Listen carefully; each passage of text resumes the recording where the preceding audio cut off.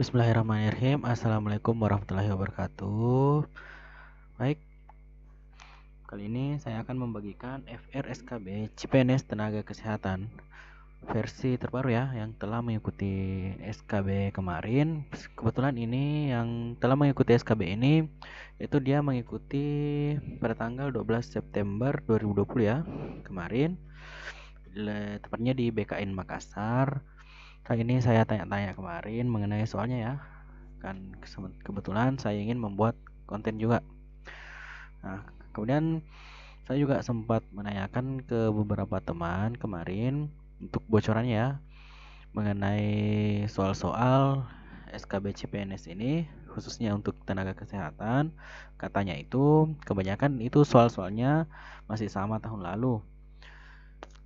Nah, tapi memang saya tanyakan trik-triknya untuk menjawab soal. Katanya yaitu mempelajari soal-soal CPNS tahun lalu yang dibagikan itu di Instagram. Katanya itu banyak yang naik, soalnya itu mirip. Oke, baik, kali ini kita langsung saja coba soal-soalnya. Dari kemarin yang sempat saya tanyakan itu ada 10 soal ya. Baik, langsung saja. Yang pertama itu ada mengenai visi Kemenkes yang terbaru itu 2020-2024. Nah, ini katanya kuncinya itu ada gotong royongnya ya. Nah, kita lihat di jawabannya. Ternyata sesuai edaran Menteri PPN Bappenas nomor B899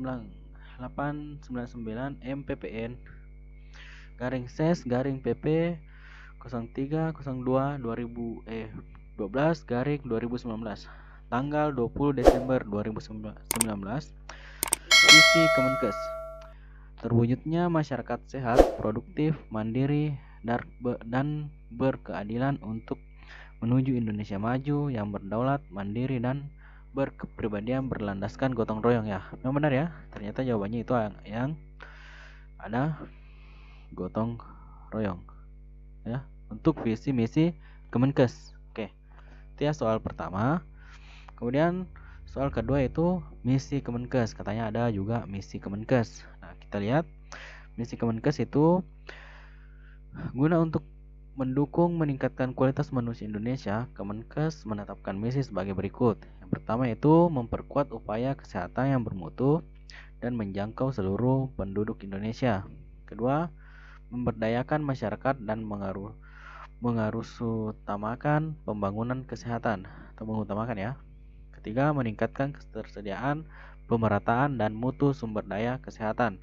Keempat, mantapkan tata kelola pemerintah yang baik, bersih, dan inovatif. Itu ya misi Kemenkes. Kan dicatat-catat, mudah-mudahan ini bisa bermanfaat. Kemudian soal ketiga itu indikator arah kebijakan pembangunan kesehatan. Itu ada 20 ya, silahkan dilihat. Yang pertama ada angka kematian ibu, angka kematian bayi, prevalensi pemakaian kontrasepsi secara modern,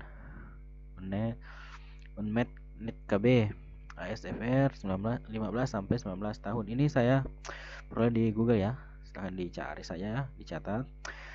Ini ada 20 indikator sasaran pokok RPJMN bidang kesehatan ya 2020-2024. Ini ya 20 ya.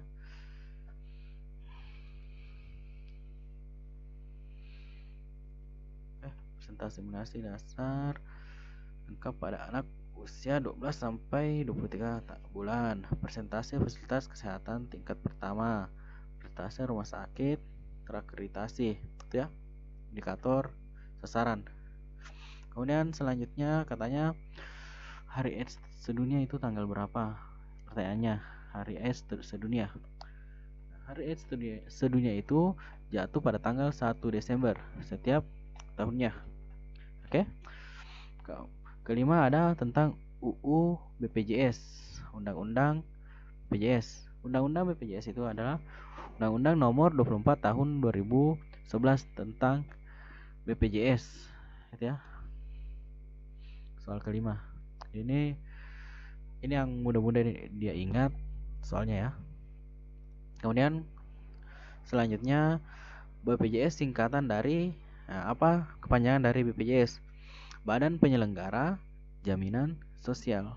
Tapi banyak kadang-kadang juga susah untuk diingat ini kepanjangannya.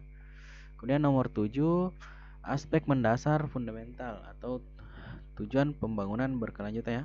Untuk memudahkan ini ada 17 ya, tujuan pembangunan berkelanjutan. Yang pertama ada kemiskinan, kedua ada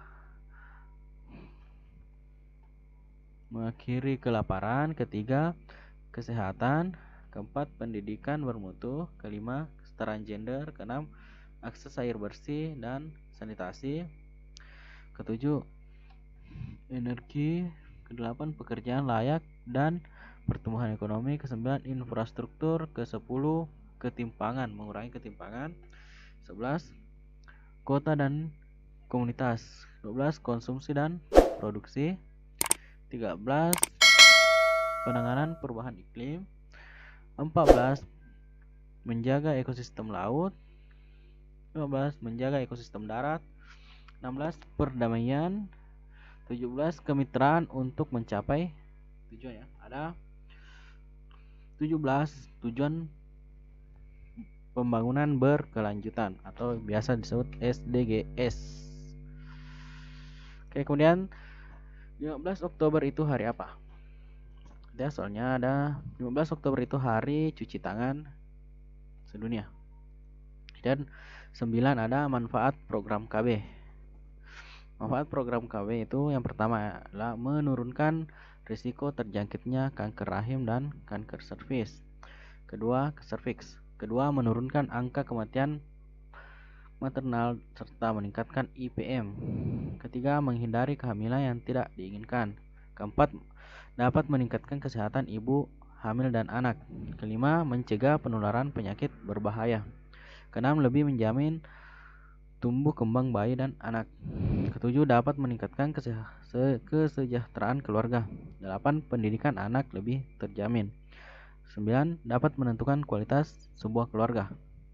Kemudian soal terakhir yang dia ingat itu aborsi boleh dilakukan oleh nakes tenaga kesehatan yang berwenang terdapat dalam pasal berapa yang mengatur tentang aborsi. Pasal mengatur tentang aborsi itu ada pasal 75 dan 76 ya. Nah, tentang yang bisa dilakukan itu pasal 75 ayat 3 Undang-Undang Nomor 36 Tahun 2009 tentang kesehatan ya. Ada di postingan sebelumnya yang mengenai undang-undang tentang kesehatan ya. Silahkan dicari di YouTube channel ini. Nah, ini yang pertama itu pasal 75 ya. Setiap orang dilarang melakukan aborsi. Dua, larangan sebagaimana dimaksud pada ayat 1 dapat dikecualikan berdasarkan. Ayat 2, indikasi kedaruratan medis yang dideteksi sejak usia dini kehamilan baik yang mengancam nyawa ibu dan atau janin yang menderita penyakit genetik berat atau cacat bawaan maupun yang tidak dapat diperbaiki sehingga menyulitkan bayi tersebut sehingga hidup di luar kandungan atau kehamilan akibat perkosaan yang dapat menyebabkan trauma psikologis bagi korban perkosaan. Itu ya. Intinya untuk soal SKB kesehatan itu katanya itu yang tadi lebih banyak kesamanya dari tahun lalu. Jadi untuk teman-teman peserta SKB khususnya tenaga kesehatan silakan dipelajari soal-soal yang SKB CPNS tahun lalu karena kemiripannya itu kayaknya hampir mirip, cuma ada perubahan saja. Oke, itu ya kunci untuk tes CPNS ini.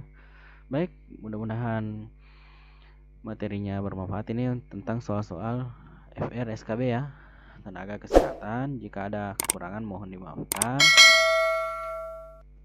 Sekian, wassalamualaikum warahmatullahi wabarakatuh.